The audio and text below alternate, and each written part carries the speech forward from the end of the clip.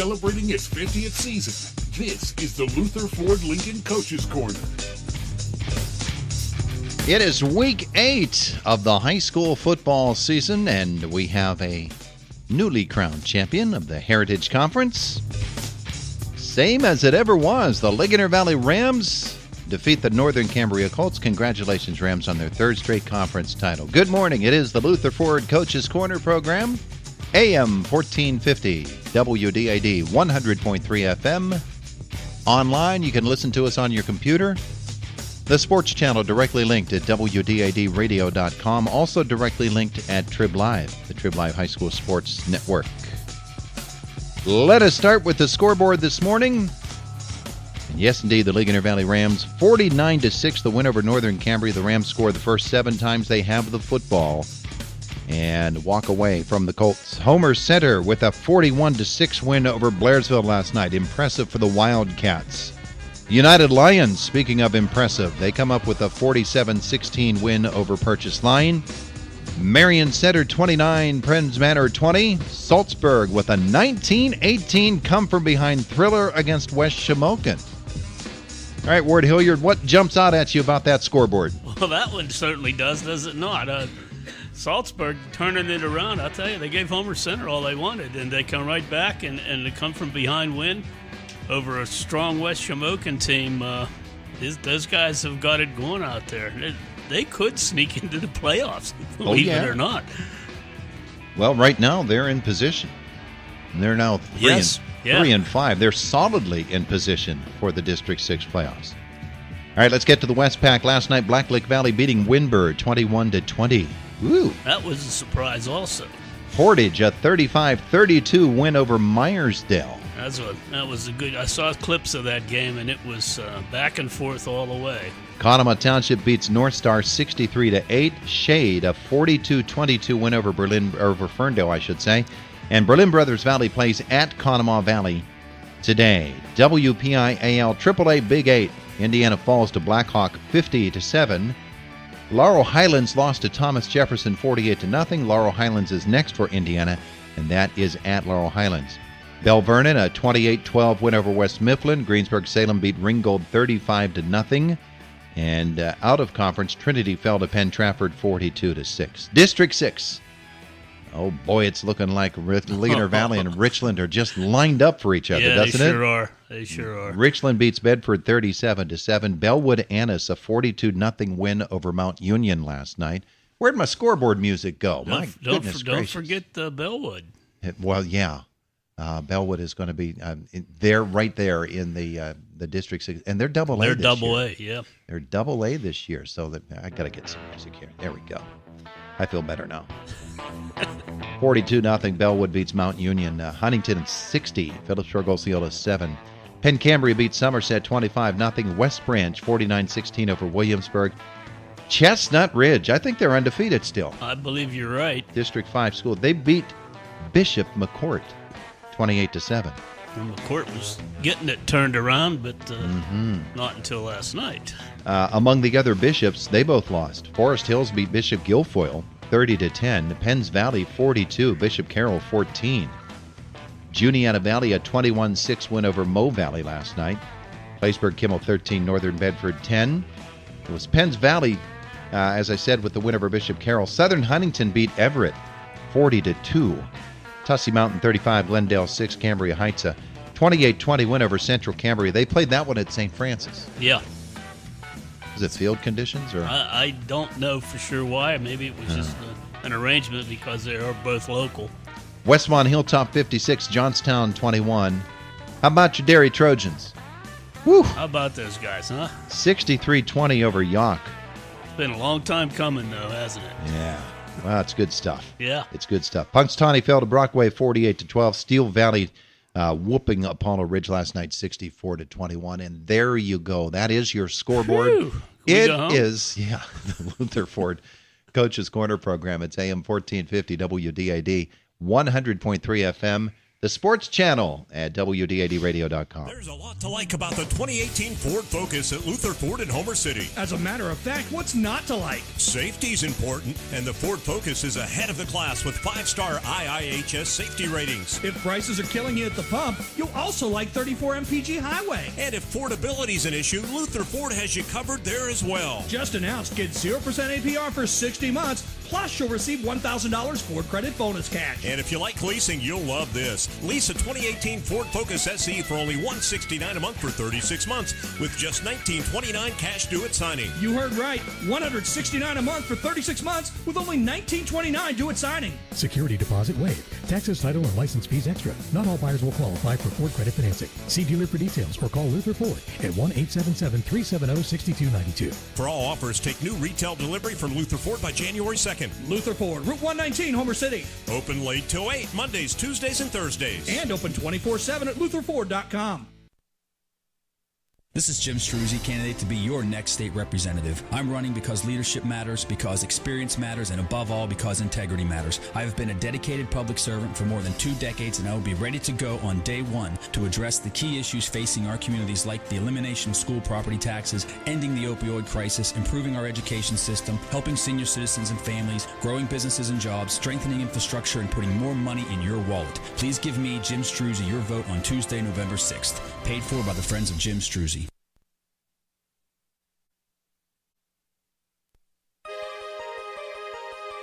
There are more than 3 million women living with breast cancer in the United States.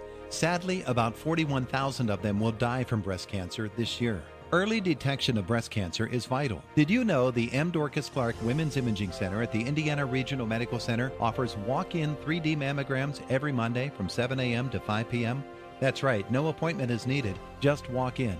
Here's Dr. Dan Clark. Every woman should start mammograms on a yearly basis beginning at age 40. Now, if you have a family history of breast cancer, you should get your mammogram 10 years younger than the youngest person with cancer in the family. And if somebody in your family is BRCA positive, you really should get tested for BRCA in your mid-20s. The bottom line, ladies, don't skip your 3D mammogram. Walk-in mammograms every Monday from 7 a.m. to 5 p.m. at the M. Dorcas Clark Women's Imaging Center at the Indiana Regional Medical Center.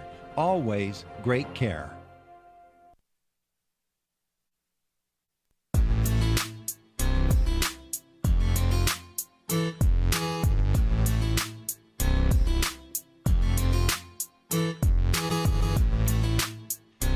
It's the Luther Ford Coaches Corner program, AM 1450 WDAD 100.3 FM, and the Sports Channel, which, of course, is available to you directly linked at WDADradio.com. I want to start where these interviews are going to be short today with the Ligonier Valley and Northern Cambria Colts coaches because the Ligonier wins the Heritage Conference Championship, and what they do, it's 4 days.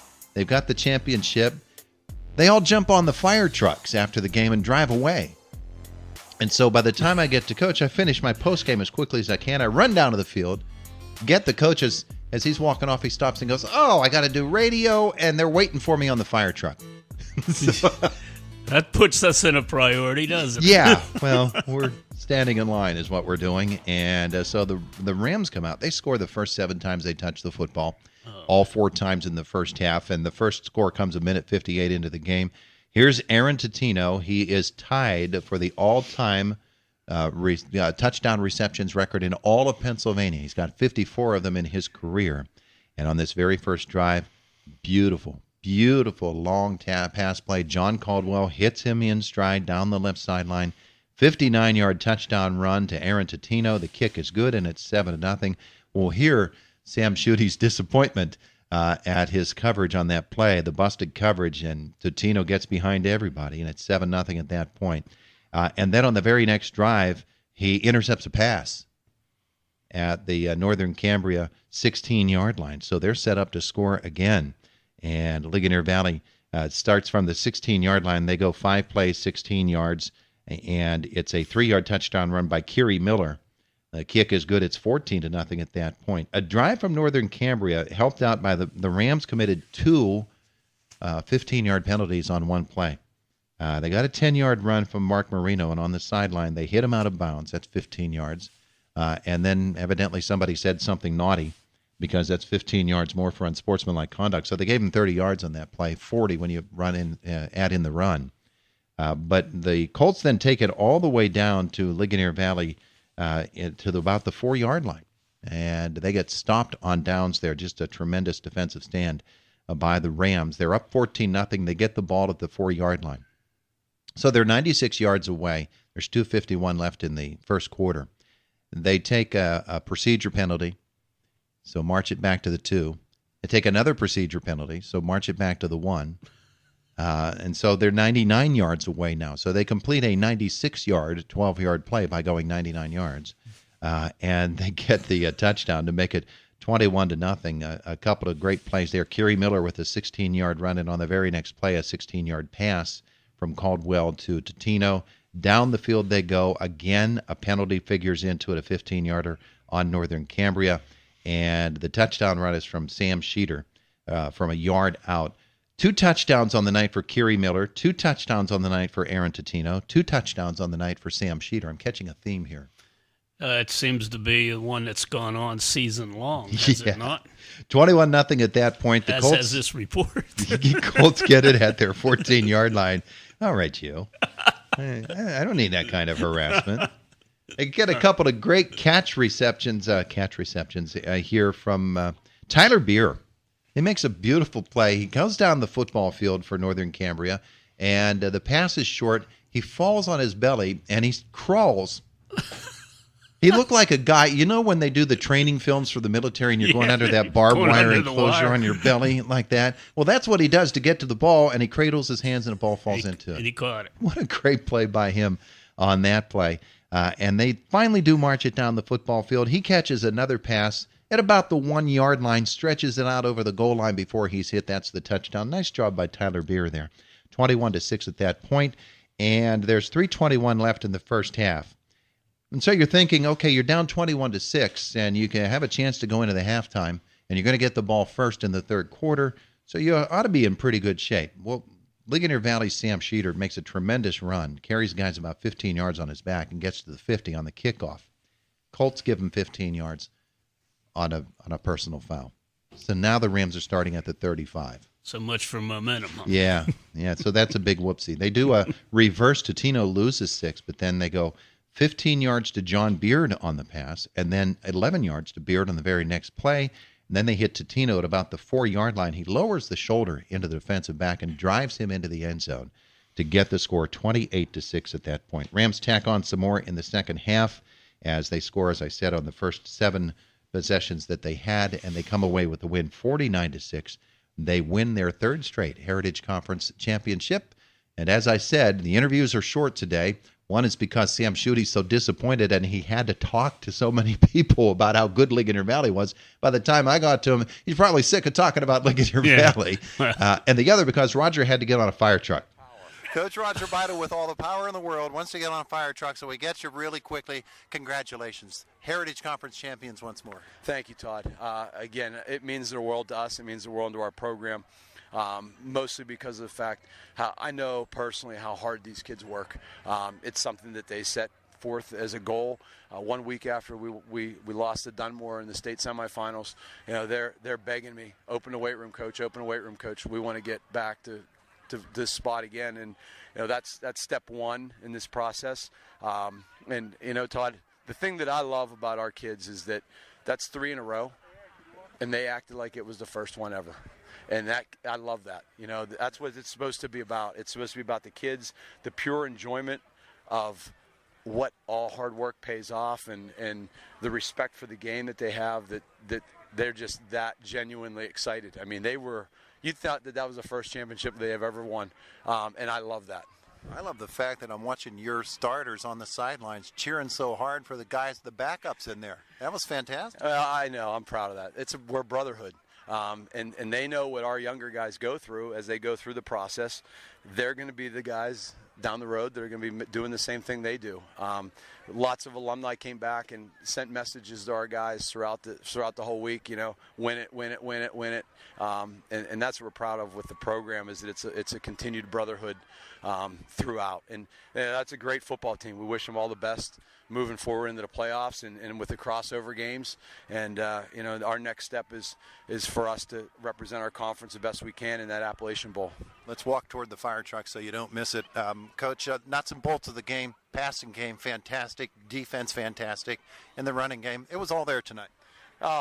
With those guys up front too, the physicality of our offensive and defensive lines, they were up to the challenge, and they really imposed their will. And some of those blocks, I mean, did you see Mike Petroff blocking tonight? I mean, I think, I'll say it what it is. I think he's solidified that he's the lineman of the year without a doubt.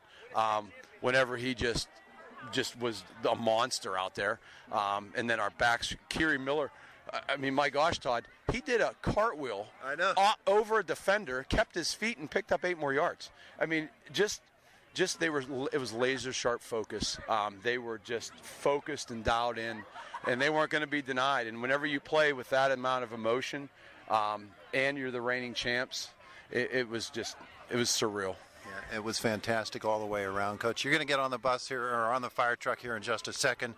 The Heritage Conference isn't yet complete. You've got one more game in the conference, and then you're looking ahead to the Appalachian Bowl, and it's a proud achievement, I know, for your entire team, and coming during Fort Days, it's even more exciting for them. Oh, it's great, and they're going to be in a parade tomorrow. All those things were on hold because, you never know. You never know. But, we're going to enjoy this for several days, and then get ourselves ready to go over and finish up at Blairsville. And then prepare ourselves to represent our conference the best we can in the Appalachian Bowl, and that's going to be a lot of fun with a lot of excitement. And it's the third one, and we're probably going to get shade, so that'll be our third different opponent, and we're really looking forward to that and representing our conference from here on out. Not going to hold you up anymore. Thanks, Coach. Thanks a lot, Todd. There he goes, Roger Beidel getting on the bus. The sirens started flaring, and by golly, they're having a good time in Ligonier Valley. It's Fort Days, Ward. Yeah, they could do without the rain, huh? And it is this weekend as well the first ever all-class reunion of the old Laurel Valley High School. So there were extra people in town for that as well. That's what they need, a few hundred more people. Yeah. And no problem getting out of Ligonier last night. Yeah. Tell you what. That is a great time, though.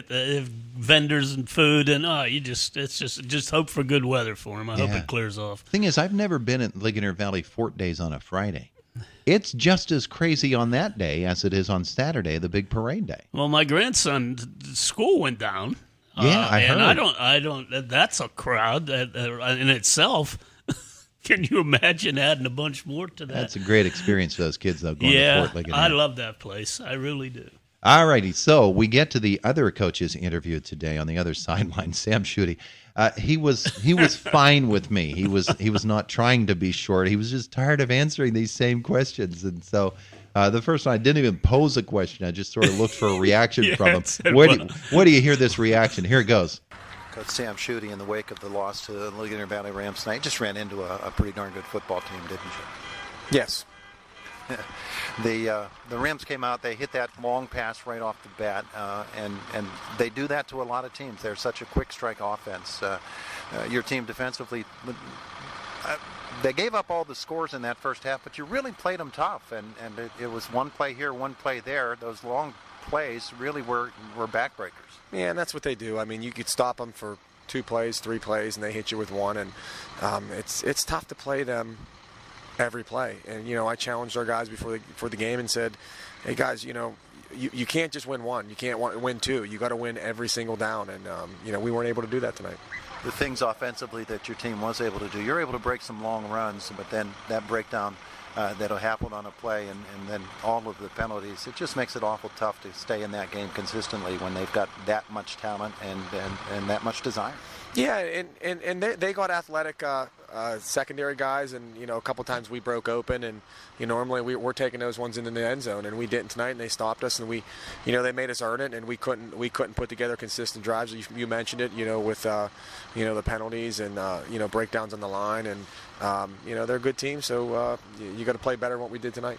You've got Penns Manor. It's a great rivalry on your field next week. I know the guys are going to have to rebound, and I'm sure that you anticipate they will. Yeah, we will. We'll be ready to go. Thanks, Coach. No problem.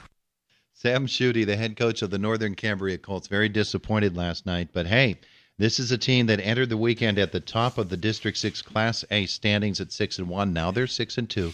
Guilfoyle lost. Juniata Valley won last night over Mo Valley. And so they're going to vault over Northern Cambria and into first place by at least 20 points. So the Colts are still right up there at the top of the rankings. They'll be number 2. Portage with the win last night, and Portage's win was over Myersdale. And Myersdale's pretty good, too. So Portage might get up there. They're both middle-of-the-pack teams, but they have potential to be upper level teams. Portage came into the game 140 points behind Northern Cambria. So they'll get the 100, and it might be a 40-point game for them because they're playing Myersdale, which I believe is AA in District 5. It's going to be pretty even this year. Yeah, it really is. Really is. But the Colts are there, and they just need to get a little bit healthier. And they lost Logan Onks, their fine running back, last night. He made a great run, and then he got up. The run was all the way down to, I think, the 17-yard line. And then he got up, and we looked down to the field after looking down to write our yardage markers down, and we look up, and he was down on the 31. So evidently got up and walked over, and then that's when he went down. And so they got him off the field. He was on crutches. That was in the first half that he went down. So hope Logan is okay and able to play for them. They got a big one against Penns Manor next week. So Northern Cambria falls to the Ligonier Valley Rams. You're listening to the first quarter of the Luther Ford Coach's Corner program, and it is AM 1450 WDID 100.3 FM.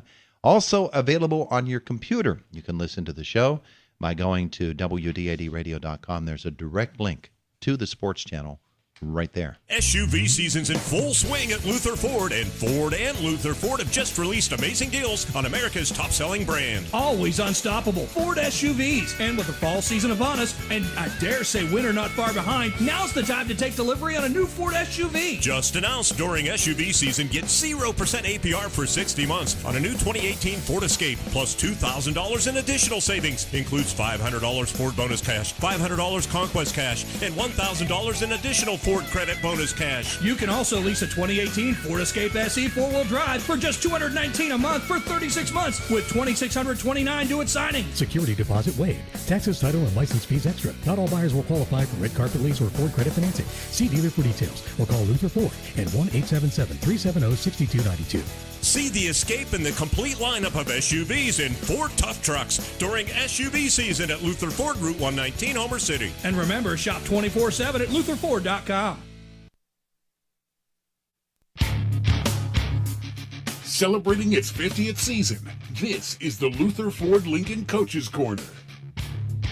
And it is week number 8 of the high school football season. Ligonier Valley Rams are the Heritage Conference champions once more. Other games across the Heritage Conference. Winners last night, Homer Center, United, Marion Center, and Salzburg. And I want to start next with the United Lions game against the Purchase Line Red Dragons. Kevin Marabito and his club are coming off a double overtime win at West Shamokin. And the Purchase Line's coming off a 6 overtime loss against the Penns Manor Comets. And so both teams you'd think might have a little bit of wobbly legs to start out this football game. Little carryover, huh? But yeah, but they came out. They were fine right from the start last night. Would you like to be a Vegas odds maker with United on your schedule?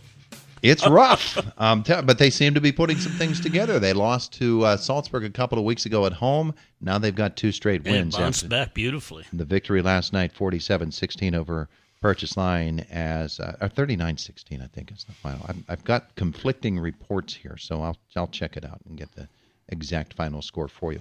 Hunter Cameron starts the scoring, though. Purchase Line hits a long pass right off the bat. They're down at the 10-yard line at this point when Hunter Cameron scoops up a fumble and returns it 90 yards. Oh. And United goes up 7-0.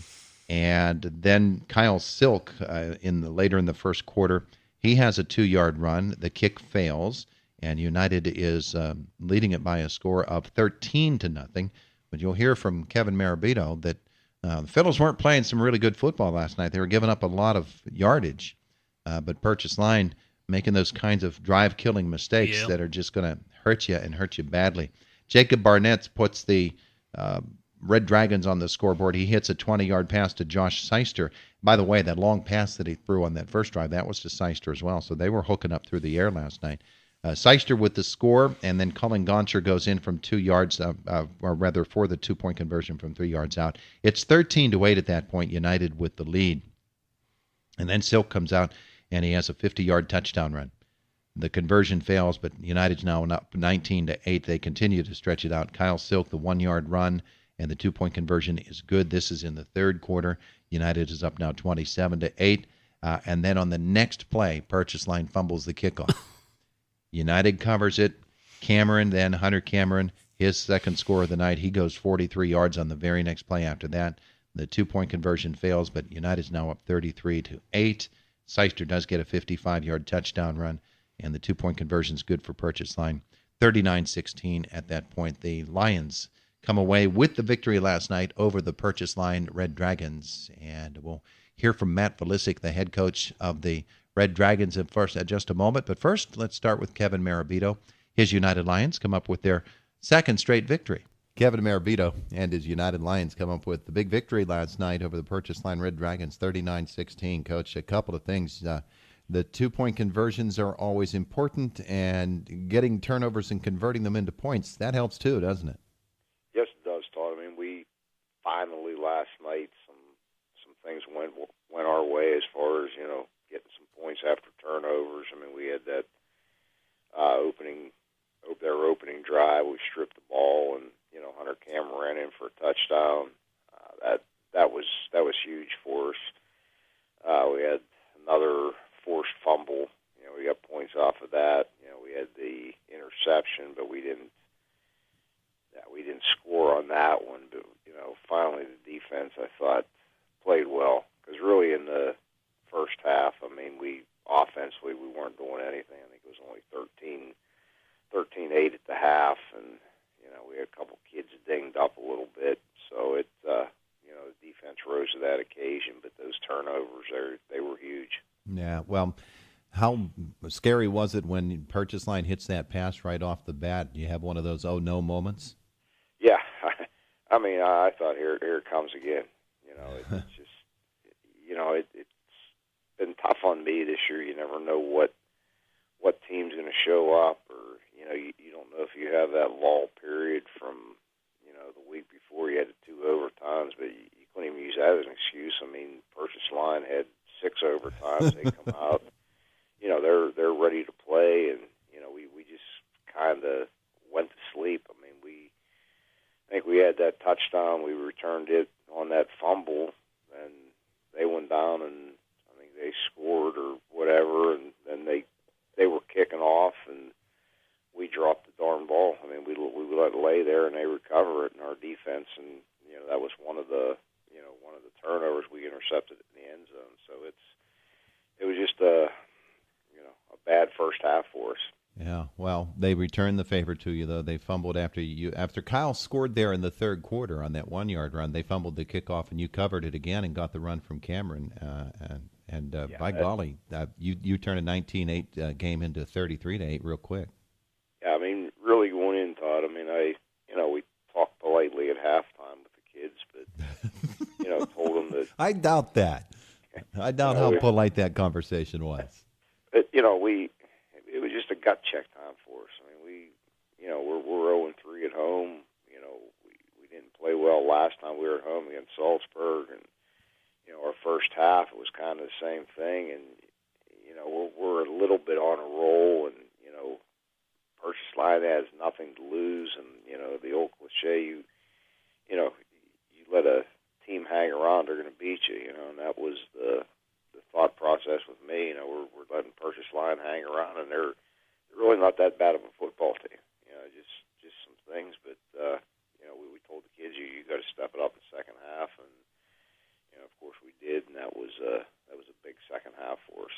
Hey, Coach, you've got a guy named Kyle Silk It certainly must be comforting to be able to say to him, go ahead and take the football. You've got a guy named Hunter Cameron as well. That's a heck of a 1-2 punch that you can throw at a team. And you've got some big fellows that can block for them, too. Yeah, we do, Todd. I mean, it's a shame that, the offensive line are seniors. I mean, that's a pretty big offensive line who, they lifted together all winter. But, that's where it starts. But, it is a luxury with Hunter and Kyle. I mean, we call it the two-headed monster. Who do you want to take away? And they both run hard. They have great vision on the field. It's just it's a luxury right now to have two backs like that.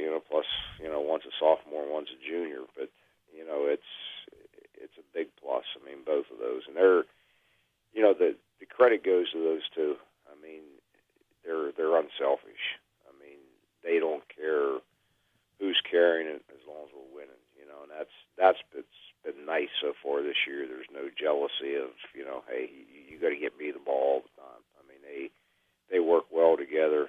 On our zone. It's a zone read.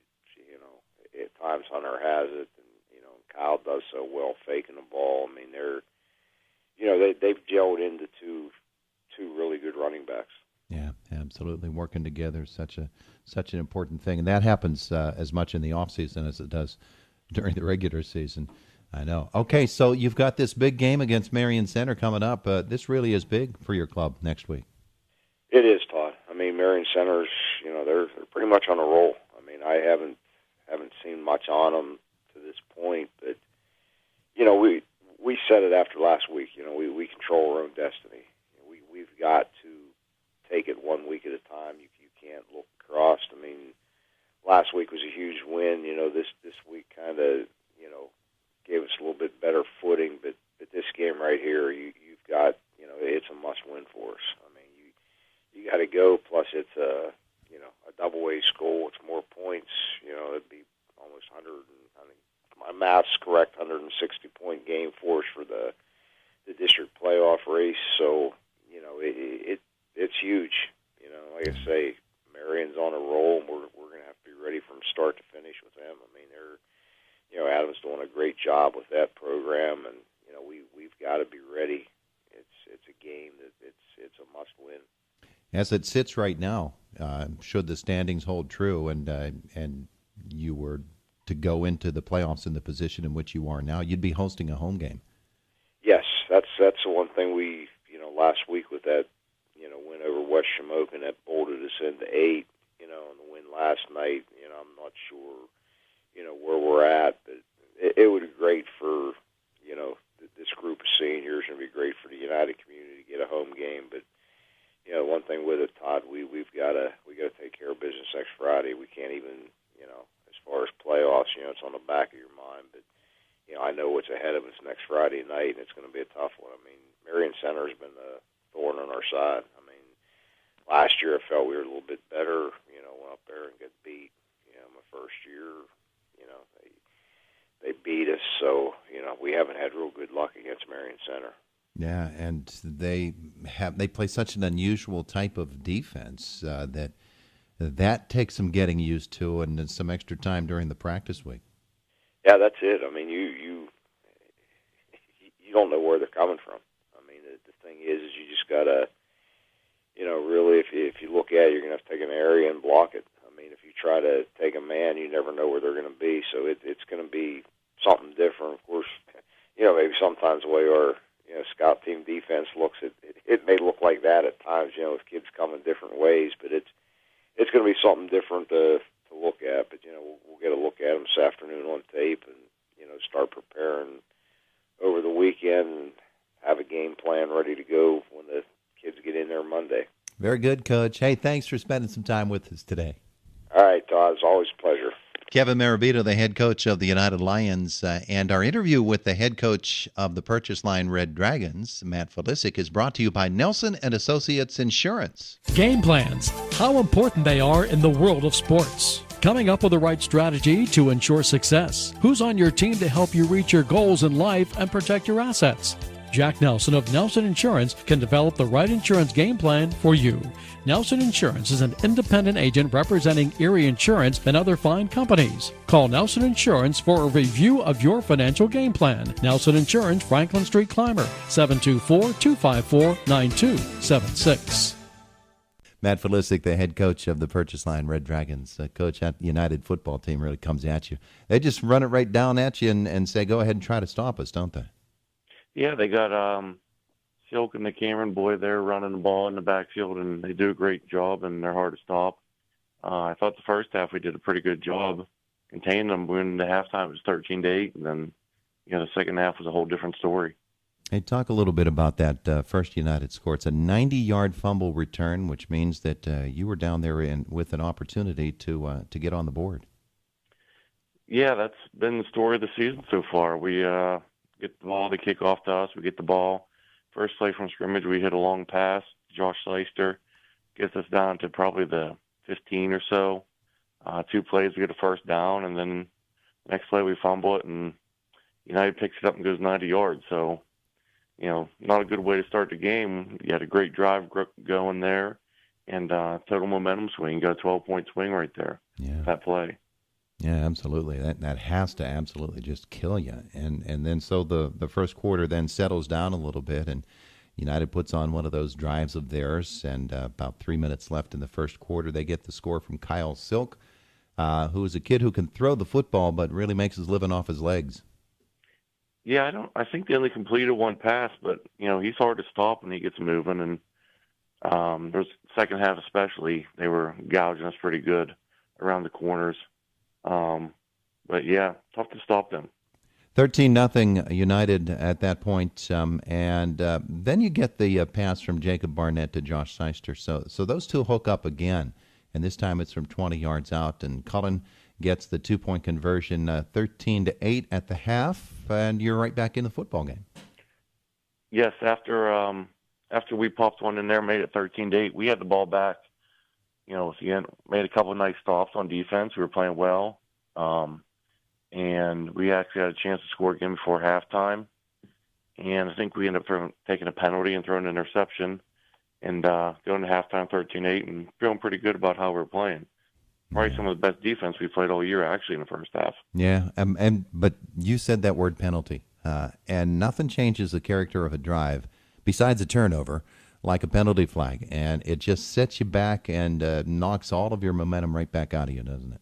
Oh, yeah. Last week at Penn Banner, we had 17 penalties for around 125 yards, and last night I know we had a lot also. Holds, false starts, and we have wide receivers jumping off sides who can just look down and look at the ball. So, that should never happen. Yeah. But, yeah, penalties, it's been, like I said, that's been the way the season goes. And the other thing we did last night, I think, on kickoffs, I think we fumbled the ball 3 times on kickoff when they're kicking to us.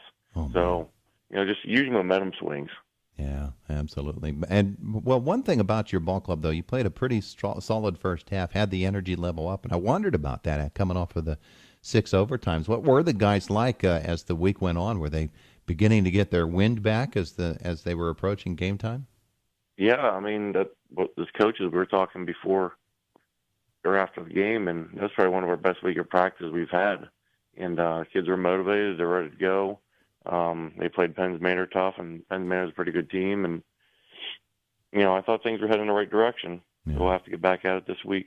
Yeah, well, Kyle Silk gets the 50-yard touchdown run, and then he follows it up in the third quarter with a 1-yard touchdown run, and all of a sudden that 13-8 deficit turns into 27-8. And then you said it, a fumble on a kickoff, and United covered that, and oh boy, from that point on, scored shortly after that also. Yeah, Cameron takes the 43-yard touchdown run. So yeah, Hunter Cameron and Kyle Silk, they're doing things for United. They get another score, and you finally get that other one at the end of the game as Josh goes 55 yards for the touchdown. 2-point conversion's good, but 39-16 at that point, just too far out of it. Oh yeah, definitely. When you fumble the ball and get 10 or so penalties a game, you're not going to win any games. And right now we're learning that, and the kids need to pick it up a little bit quicker. But we're struggling to do things correct. Yeah. All right, so Salzburg comes down. I always call this one the Battle of the Crimson Highway. On one end of the highway of 286, you've got Salzburg in red. On the other end, you've got your Purchase Line Red Dragons in red. And so the Crimson Highway is in effect for this coming week. And Salzburg comes at you with an entirely different type of attack than United. United wants to run it right at you and slam it, and then Salzburg comes out with the air show. Yes, they do. We got to watch them a couple of times on film, and they're very good at what they do. They can run the ball. They got a lot of athletes on the field. I know they got low numbers, but with what they have, they got some great athletes out there. And it starts with the quarterback, and he can run, he can throw. Last night they beat West Shamokin, so they're really coming on strong, and it's going to be a tough game. Got some work ahead of you, Coach. Enjoy the week if you can, and we'll be talking with you next week. Thank you very much, Todd. There is Matt Felisic, the head coach of the Purchase Line Red Dragons, after the loss last night to the United Lions, and a good win for United last night, Ward. And you take a look at those. Now, at this time of the year, you have to take a look at those standings with every game, because everybody is making their move now to position themselves for the District 6 playoffs. The Lions came into this week. You count down the first four. And those probably are going to be your four teams that are going to have first-round buys, although Claysburg-Kimmel is now coming up on Bishop Guilfoyle. Guilfoyle might have to end up playing a first-round game. But then after those first four, the teams that are in position heading into this weekend to host games, Claysburg-Kimmel, Homer Center, Penns Manor, and United. Penns Manor is going to drop, most likely, and Salzburg is going to come up. And maybe Salzburg is not only positioned for the playoffs, but for hosting a first-round game. That would be amazing after all the turmoil. But it's good to see the program responding the way it is, and the same with United. It's really makes for a great postseason, as you said. It's still not over. We're going to probably be right into the crossover games before the dust settles for all of this. And that was a really big win for Blacklick Valley. They were in the final position last night. They beat Winber, a double-A school, and Winber has a nice record too. Yeah. And so big points last night for Blacklick Valley. The shuffling still has to go on. We've got another week of Heritage Conference. We've got a Westpac crossover. All of those will play into the playoff format, but these teams are starting to try to position themselves for the first round of the District 6 playoffs. And so you want to keep playing, you better keep winning. You got to win. It is the voice of Indiana County, and it is the Luther Ford Coaches Corner program here on AM 1450 WDAD, 100.3 FM, and also the sports channel at WDADradio.com. You can also link to the sports channel by going to the Trib Live High School Sports Network. The Luther Ford Coaches Corner program rolls on. If your weekend has started with a strain or a sprain, a sports injury, concussion, even a fracture, an ankle injury in Friday's game, an elbow injury from that wobbly ladder, if you've been hurt, visit the IRMC Physician Group Saturday morning injury clinic from 8 a.m. to noon at the Human Motion Institute, Suite 100 on the Indiana Regional Medical Center campus. Walk-ins welcome, or call 724-427-2260 that morning to let them know you're coming. On-site x-rays available. The Saturday morning injury clinic is open every Saturday from 8 a.m. to noon, Suite 100 at the Human Motion Institute.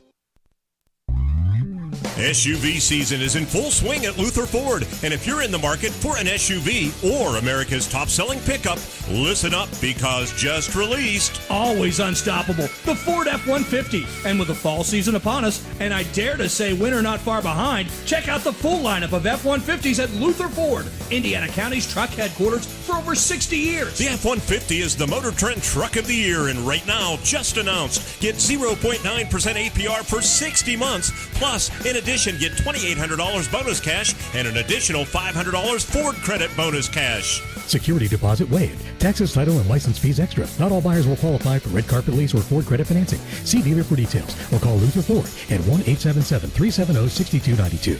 See the huge selection of F-150s and the complete lineup of SUVs during SUV season, going on now at Luther Ford, Route 119, Homer City. And remember, shop 24/7 at lutherford.com.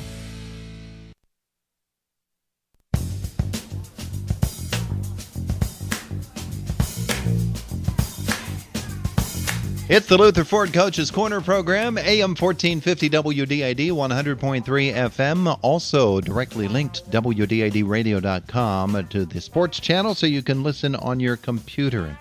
Ward, we've covered Ligonier Valley, Northern Cambria. We have covered the big matchup between the United Lions and the Purchase Line Red Dragons. Those are a couple of really interesting stories as this season winds down. We've got some others, though. Homer Center is putting themselves into some solid position for the playoffs.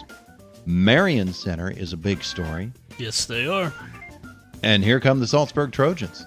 Yeah, it's been quite a rock and roll season. I mean, up and down. You just don't know who is going to emerge. And, you know, even Purchase Line, they have struggled. They've shot themselves in the foot. I don't know too many teams that wouldn't like to have a kid like Colin Gauncher on their roster. You know, there's some good Seister. They got some good athletes out there, but just have made enough mistakes that they've cost them games. That becomes a theme for this night because there were so many flags in the air last night in our game and in that game as well. And other themes for this season, we're talking mistakes. Flags, drawing penalties, that's certainly a mistake.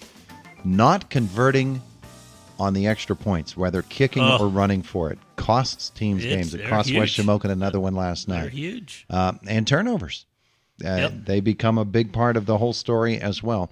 So we've got left in the Heritage Conference to cover your Homer Center game. We've got the Marion Center Penns Manor game, Salzburg West Shamokin. I'll leave it up to you. Where do you want to go next?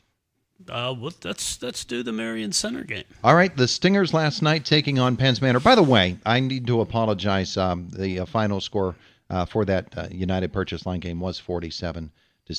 So I got to get the score straight. That would be a good place to start. And so let's start here with the Penns Manor Marion Center game. The Stingers and the Comets in a backyard rival game again. And how about Penns Manor? They go to Purchase Line. That's one backyard. On the other side, the other neighbor, well, that's Marion Center. And then next week they play at Northern Cambria.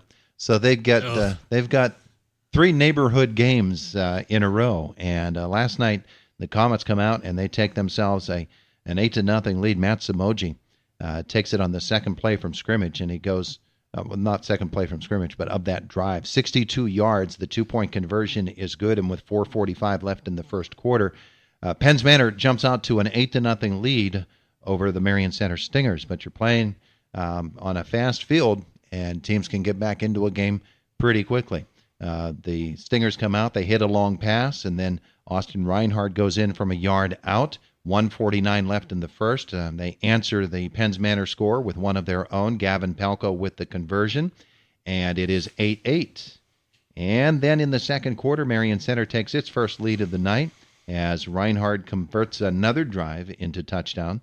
A 14-yard touchdown, his second of the night. He's going to end up with 3. The kick is good. Marion Center goes up 15-8 at that point.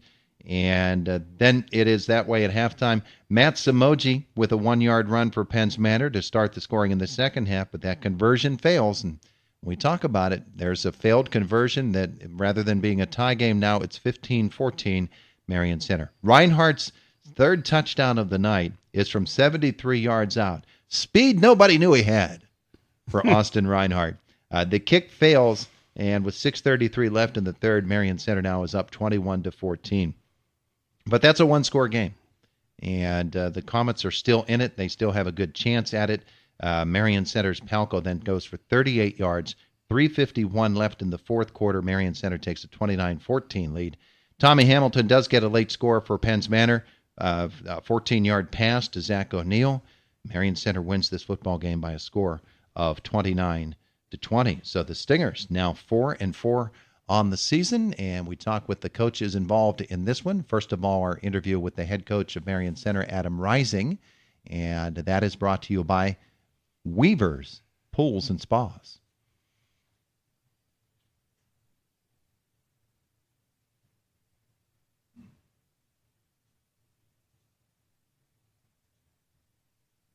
Adam Rising, the head coach of the Marion Center Stingers, joins us on the line today. 29-20. Your ball club wins it, Coach, but you go down early. Matt Samoji with that big 62-yard touchdown run, and the 2-point conversion's good.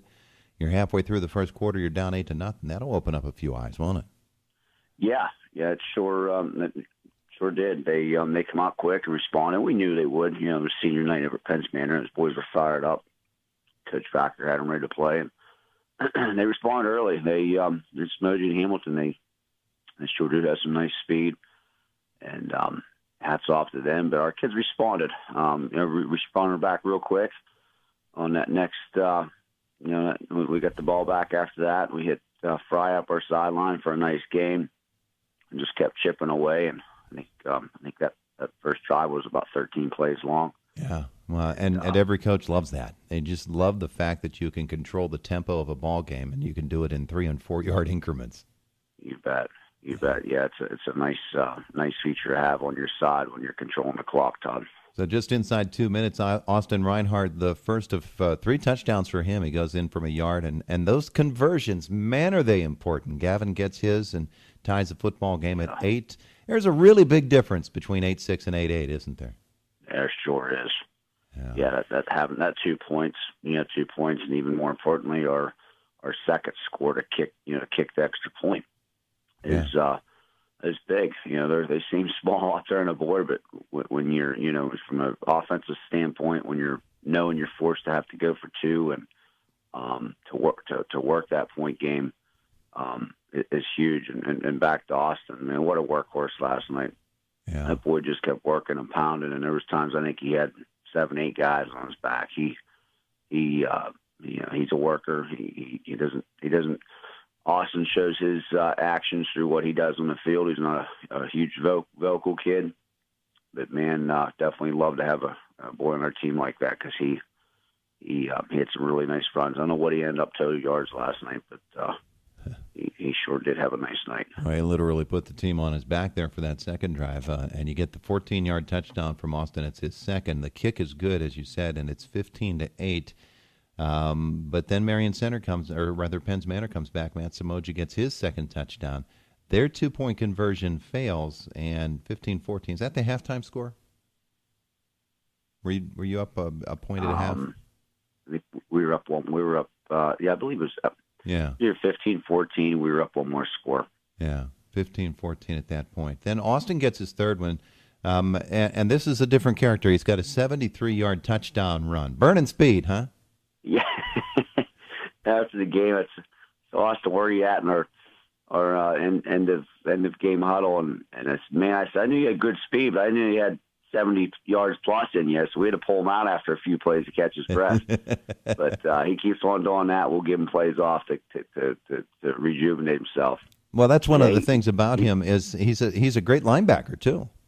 Sure, yeah, he plays DN for us.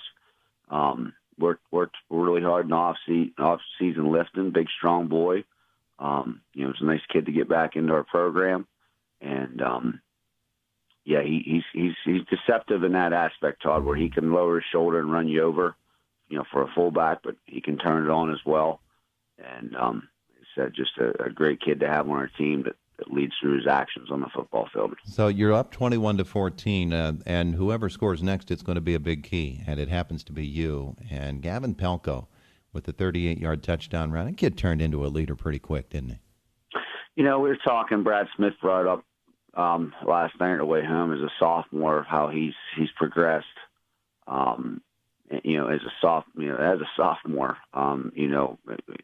beginning of the year, putting a new offense on his shoulders there, beginning of the year, and got through some bumps in the road. Gavin works hard in off season. I know there was times this summer he was mountain biking 25 to 40 miles a day and weight training, and watch his film a lot throughout the week. And so I'm very pleased, as a eighth game this season of how he has conducted our offense from a sophomore. I knew coming in this year, we're in a good position that we don't have to put the ball in his hand and expect to throw the ball a ton. But he has done that, Todd. Where there's been games where we've been forced to throw the football, and he's been a playmaker. He sees the field well, and like he'll tell you, he's got great guys up front. He's got awesome backs around him that distributes the ball to real well, and it's guys around him that make him better every day. And I recall that it was the Penns Manor game last year where he had to come off the bench, and that was sort of like his welcome to football party. Then he played very, very well against Penns Manor last year. We were doing that game. And so now you're up 29-14. Penns Manor does that little trickeration there, and they get the Tommy Hamilton pass to Zach O'Neill for 14 yards. 29-20 as you stop them on the conversion, and that ends up being a key as well, because here you are running down here in the fourth quarter, and they're now down 2 scores, and you maintain that 2-score advantage. So you get the win, and now you set yourselves for a key game next week. This is really going to be interesting at your place, right? Yeah, it's our last home game. Mm-hmm. Yeah, those boys last night, and I told our guys all week, listen, it's going to be a fourth quarter game. It's going to be a dogfight. They're scrappy over there. It's a backyard rival. I said, have the mindset that we're going to be 4 quarters in, and that's what it was. I know myself, I said, I never had that breath, that moment where you just could catch yourself like, okay, you're content. Never had that as a coach. Yeah. And they kept battling, and our kids responded and made plays when we had to, and like you said before, that Hamilton boy and Smogy boy are fast in open field, and they're shifty and like a worm out there. They're hard to tackle, and our guys responded and for the most part took their outside game away decently well, and then they started cutting up the middle and making plays. And that 2 points was icing on the cake on keeping them out, knowing it was a 2-possession game. Yeah. That's huge. Going in this week, Todd, with United, for our seniors to have our last home game up there is big for them. Number 4 has been our motto all week. It's the guys that say you can, number 4 is a milestone from a record standpoint that it hasn't been achieved since 2011. That's accomplishment in itself right there. And more importantly, getting back to work on Monday and going after number 5 is another achievable milestone. Well, this team, United, they've got Silk and Cameron who can just haul the ball, and they've got some big kids up front. What do you know about them? Have you seen them on film? Yeah, we've seen them a few times and did a lineman challenge back in the winter months at S&T and saw their boys and Coach Marapitas. I'm not sure what you guys feeding your boys down here, but boy, they look good. They're big. They move well. They're athletic. So yeah, we've seen them. And as I said last night to the team from End Zone Exeter, I said it's a different style. It's going to be a little bit different style of a football team compared to Penns Manor. They're going to line up and they're going to come straight at you, and they're going to play good old smash mouth football and try to chip away 3, 4, 5 yards at a time. And the Silk boys a big strong kid. And so we gotta be, we gotta respond. We gotta play a lot lower than we did last night, and we gotta, we just gotta continue to get better. Some guys back on the field that are banged up a little bit, and get ready to saddle up and go at it. Very good, Coach. Enjoy the hunt for the elusive deer here today, and stay dry. Thanks. Yeah, a lot of people fear the cold weather, and last night was the first night where we didn't have to sweat a ton on the football field. And as a bow hunter this morning, take my kids out. It's a nice feeling out there this morning. Yeah, well, I vote for the sweat to return. Thanks, Coach. Yeah, thanks, Todd. There's Adam Rising, the head coach of the victorious Marion Center Stingers last night, and our interview with Adam brought to you by Weaver Pools and Spas.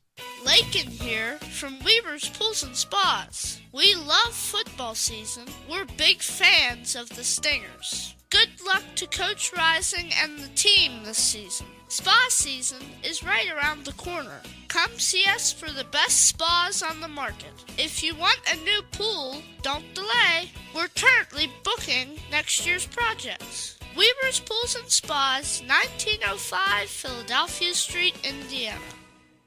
And our interview with the head coach of the Penns Manor Comets, Bill Packer, brought to you by Nelson and Associates Insurance. Game plans, how important they are in the world of sports. Coming up with the right strategy to ensure success. Who's on your team to help you reach your goals in life and protect your assets? Jack Nelson of Nelson Insurance can develop the right insurance game plan for you. Nelson Insurance is an independent agent representing Erie Insurance and other fine companies. Call Nelson Insurance for a review of your financial game plan. Nelson Insurance, Franklin Street Clymer, 724-254-9276. Coach Bill Packer, your comments last night against the Marion Center Stingers, back and forth a little bit, but you get that early score on Matt's first run, 62 yards. The conversion's good. It's 8-0 at that point, and got to be feeling pretty good about your ball club. But then you give up a drive right away right after that, and you know that you're in for a night of back and forth, long night. Yeah, we knew we were in for a tough win, a tough battle, and it was a nice, very second play of the game. Matt Smoji breaks one for 62 yards, and then we go up 8-0. But give them credit; they come right back. They get a 60-yard pass play in there. The quarterback put the ball right in the button. We had them covered well. Nice play, and they tied it up 8-8. They stop us 3-0. They take it down, nice drive, and score on the next series again, and then they're up 15-8. Now, it's funny you mentioned that pass because I recall doing your game against Marion Center last year, and that was the game where Palco came off the bench as a freshman and did very well. So for him, it was a little bit of an anniversary last night as he got to play your team again, and he did very well again. Well, he sure did. He's a nice athlete, and not just that pass. He had a couple last night that he just put the ball right there. Receivers made nice catches, and he's just a good athlete all around, offensively and defensively. So you give up those two scores, and you're down 15-8 at that point. But then you get the football back, and Matt punches one in from a yard out, and it's a 1-point game. Yeah, that's that's the second half. It makes it 15-14. We don't get the 2-point conversion, and it makes it 15-14. That was a nice 68-yard drive. Their very first play then, the second half for them, they run a trap play, 72-yard run, and they go right back up 21-14, keeping us in the hole. Yeah, absolutely. That's a killer for a team when you fought so hard to get back into a game. First, the 2-point conversion doesn't work for you, and then you give up a run right away, and shoulders can sag at that point. But here you are. It's your field. It's senior night. It's last chance for these guys in that field, and I know how much it must have hurt them, but they're only down 7 points at that point. Right, and we know we get a score and get the 2 points, we can get back up on them, and, we still felt pretty good. Then we get the ball, we put on a nice drive with a 3rd and 2. We get it down to the 30, 3rd and 2, and have a penalty, and then again that made it 3rd and 7. We got sacked the next play, turned the ball over, and we felt good. We were moving the ball there, and the penalty again hurt us. So that was a big play for us there. Yeah, you get into a football game, even late in the season, and those things crop up, and they're just ugly. When you see that flag flying, it's just ugly, and you know that you've just hurt yourself, and you didn't really need any help in battling a team like that, or you didn't need to give them any help. Palco gets that 38-yard touchdown run, makes it 29-14, and you do get the score at the end, Tommy. Hit Zach O'Neill with the 14-yarder. 29-20 is the final score. I know guys probably very, very disappointed after that football game. Yeah, they were. They knew they without some of the mistakes. We also had a touchdown called back with Tommy. He had a nice 73-yard punt return, and just the penalties again hurt us, and we eliminate those things. We're a good football team, but you're not going to beat teams when you have penalties. Well, Coach, you played Purchase Line last week. That's a backyarder. You go into your next backyard, the other neighbor on the other side, Marion Center, and it's practically your backyard next week. You make the trip to Northern Cambria. Those games against the Colts over the last few years have really been something. You probably go back 10 years, and you've got 10 years of good stuff. Oh, we anytime you go down and you have to play down on that field, it's tough to play down on that pit down there. And we're going to come out and we're going to battle. We know they're big up front. They have 3 backs, two nice running backs, and Marino is also a great runner, can throw the ball a bit, and we know we have our hands full, but we're going to go battle it, and hopefully we can be in the game and come out with a win. There you go, Coach. And that'll be the last game of the Heritage Conference portion of the season. Then you look at the crossovers and on to District 6, and you're in that hunt. So a lot to play for your Penns Manor Comets. Yeah, we do. We have a lot to play for. We're going to get back at it and work hard this week, and we'll be ready to go. Very good, Coach. Thanks so much. Thanks a lot, Todd. Bill Packer, the head coach of the Penns Manor Comets, they fall last night to the Marion Center Stingers, and we roll on with hour number 2, the third quarter, if you will, of the Luther Ford Coaches Corner program.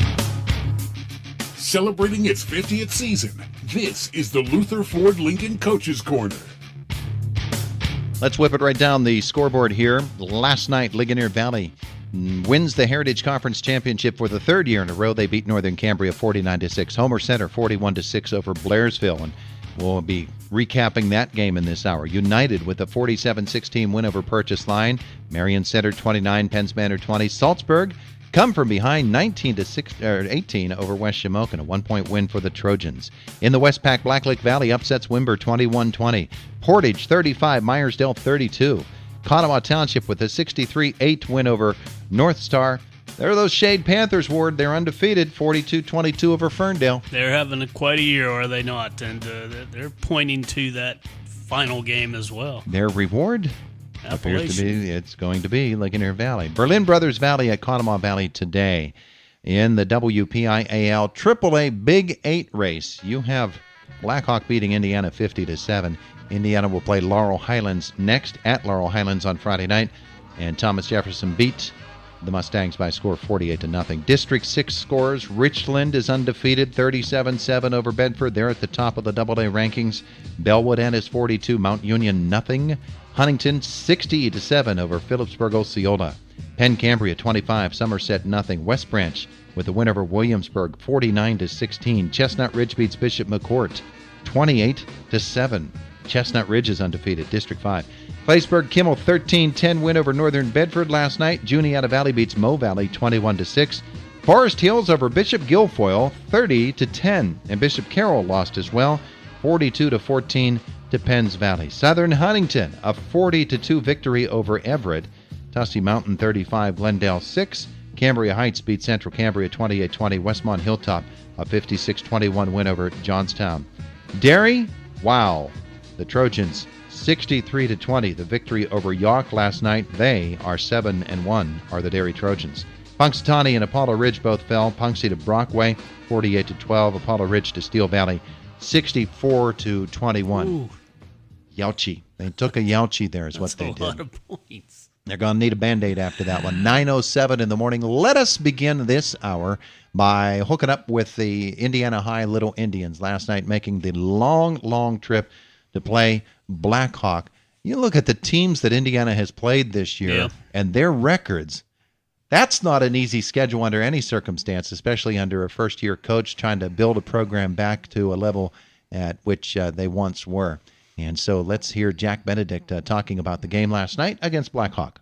Well, there was fireworks in the air when the game was over, and during the game there was fireworks on the field for the Blackhawk Cougars as they romped over Indiana 50-7.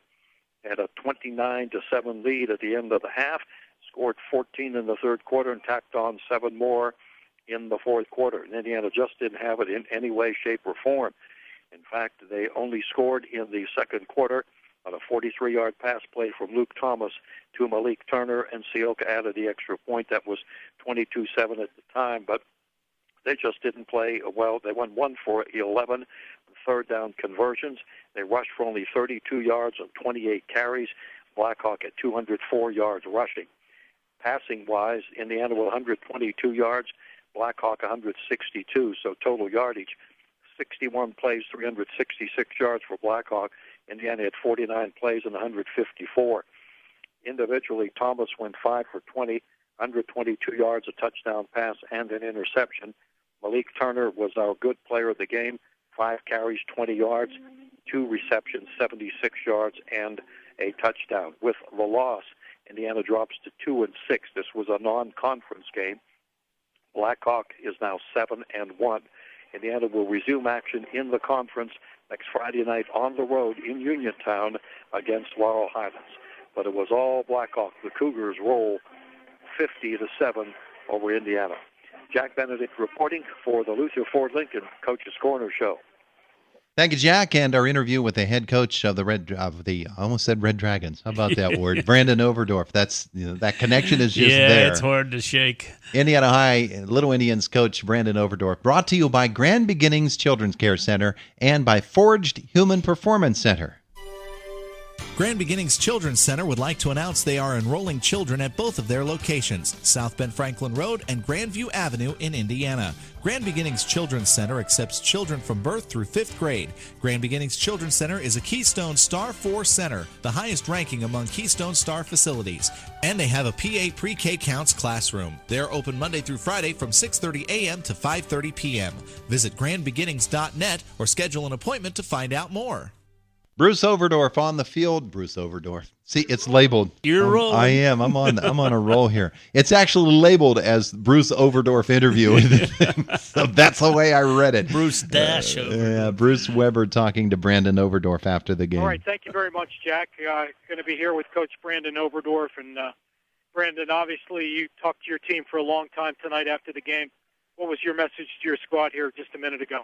Well, we got taken to the woodshed tonight, and, shouldn't have. We didn't come to play. That's 2 weeks in a row. We're not physical. We didn't tackle. We turned the ball over multiple times. We can't run the football.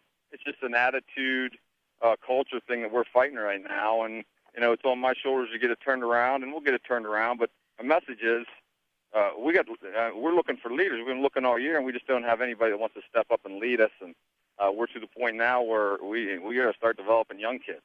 I mean, who's going to step up and make decisions to be great and help change the program around, and be the more physical team on Friday nights, and that doesn't happen in 4 months. That's a process that happens all summer long, all winter long in the weight room. It's an attitude.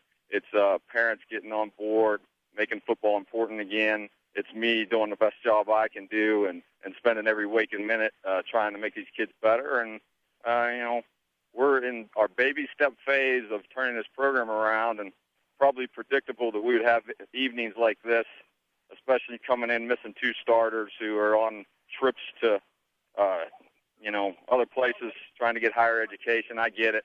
But, we just got a whole lot of work to do. We got our work cut out for us. Second quarter's been a problem the last couple of games. It was a fairly close game and then kind of fell apart, didn't it?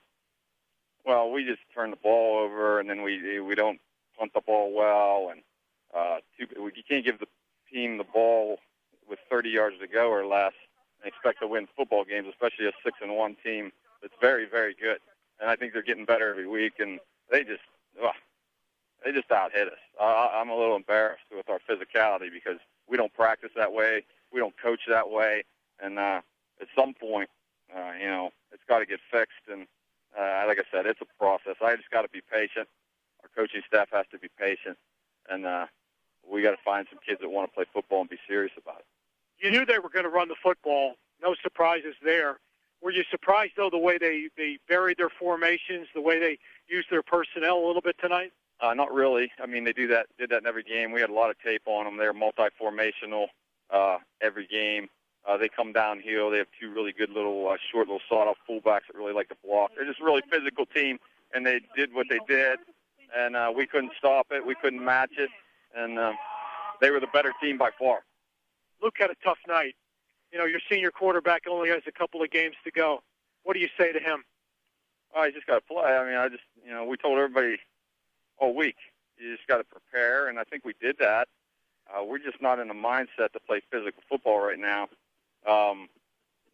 He's just got to come play, have fun, enjoy it, make things happen, and we got to block better for him up front, get some receivers open, and it'll happen for him. What he's looking for will happen. He's just got to keep doing what he's doing. And yet, Brandon, with 2 more wins, if you can win these last 2, you're in the playoffs. So, I mean, there is still something to play for, isn't there? So, as a coach, what do you say this week to get your team off of this loss and say, guys, you know what? If you win 2 more, you're in. Well, kids are a lot more resilient than I am, so they'll forget about it. They'll come back Monday with smiles on their faces, ready to go, and they know they're smart. They know what we're up against the next 2 weeks. They know there's an opportunity to do what you just said, and that's, God's good, because how does that happen as bad as we are right now? But I mean, we flipped the switch. We played, competitive football early in the year. The last 2 weeks, I'm just not happy with. But if we can get back to that, we got a shot, and it's my job to get us there. So we won't sleep much this weekend.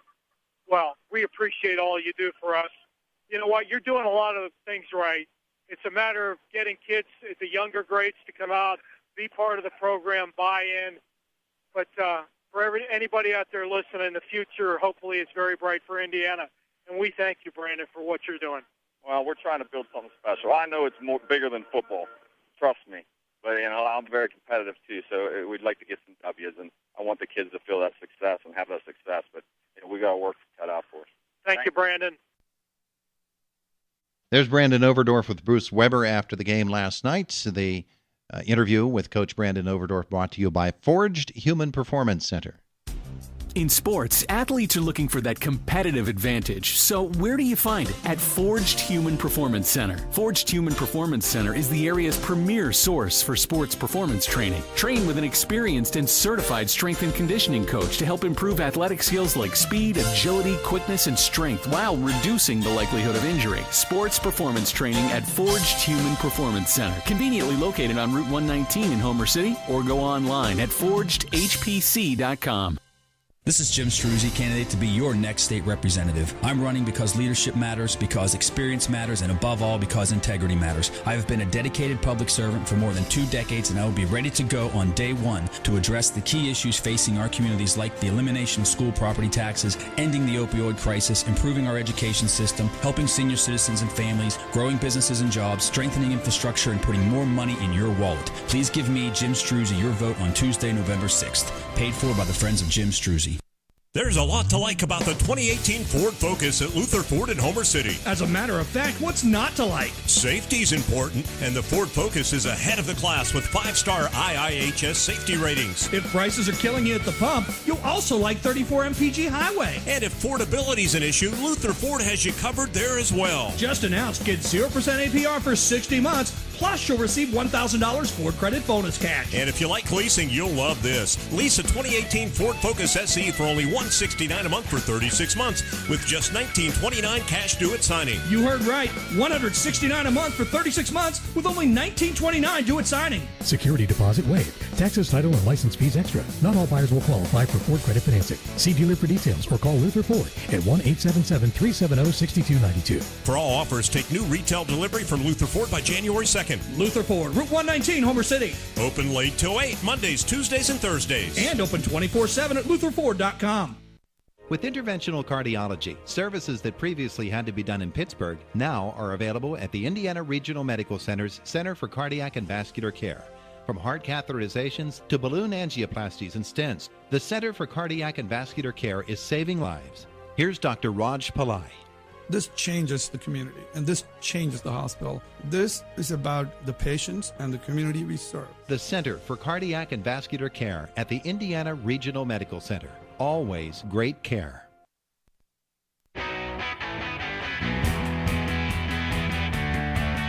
The Luther Ford Coaches Corner program, AM 1450 WDAD 100.3 FM. Online, you can listen to us on your computer just by going to WDADradio.com. There's a direct link to the sports channel, and you can listen there.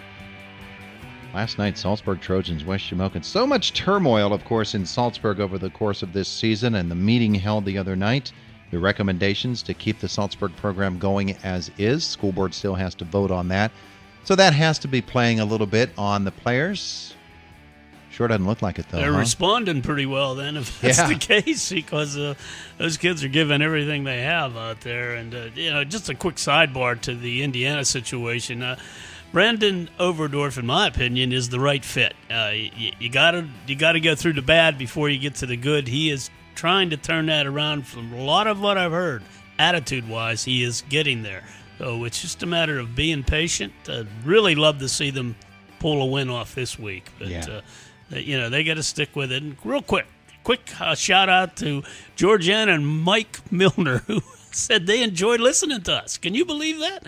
Georgiana and Mike, have you no taste at all? Well, they call Todd at BR549. There you go. The Luther Ford Coaches Corner program. We need to move on to that Salzburg game because they took on West Shamokin last night. And what an interesting contest this was. West Shamokin coming in. They're banged up. They're missing some players.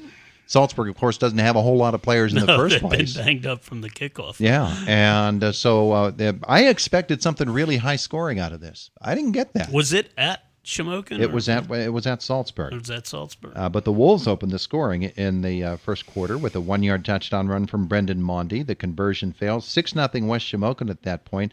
Salzburg answers. 1:01 left in the second. So it's a defensive matchup for the first half of this football game. Josh Gibbons goes in from 5 yards out.